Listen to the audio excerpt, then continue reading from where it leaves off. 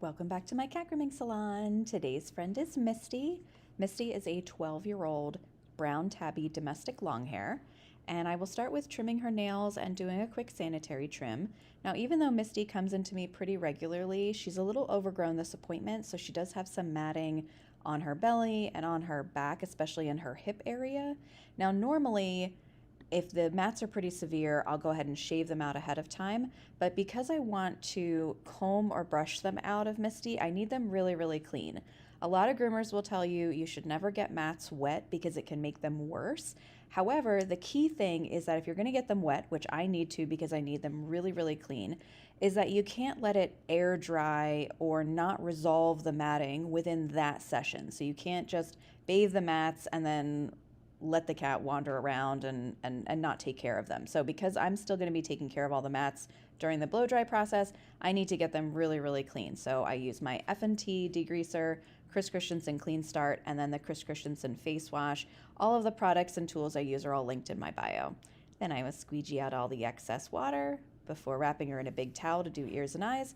And then most of the groom at this appointment is going to happen in the blow dryer. Once she's really, really dry, I will use my comb to just break up the biggest of the mats.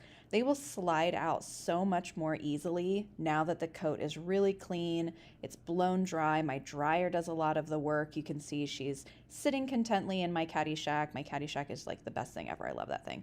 And then I will just finish up blow drying. Now I did notice when I got to her belly area that it was more matted than I was expecting, and I don't like to comb out mats on the belly as the skin is really sensitive there. So instead, after she's all dry, I bring her back to my grooming area, put her on my lap, and I will give her a belly shave. I use my Wahlberger clippers on a 10 setting, and I really just want to make sure the skin is nice and smooth and taut, and I'm not catching any nipples while I'm shaving because obviously they don't like that. Then I use my big Chris Christensen combs to comb everything out. Combing cats, you want to be really light-handed, but I am using short, quick strokes to just help break up the remainder of the dead hair. It seems like I'm kind of tugging, but Misty is quite content. She's really a happy girl, especially with final comb outs. And then after I finish with my body combs, I'll go through with a kind of cat comb that has some staggered teeth, and that just removes all the rest of the dead hair. And then a face and feet comb to finish up around her legs. Then I'll take her air muzzle off after I give her a little spritz with a finishing spray, a little scented finishing spray, and then I'll do around her head, and then she will be all finished and ready to go. Thanks so much for watching. Follow me for more cat grooming videos. Bye.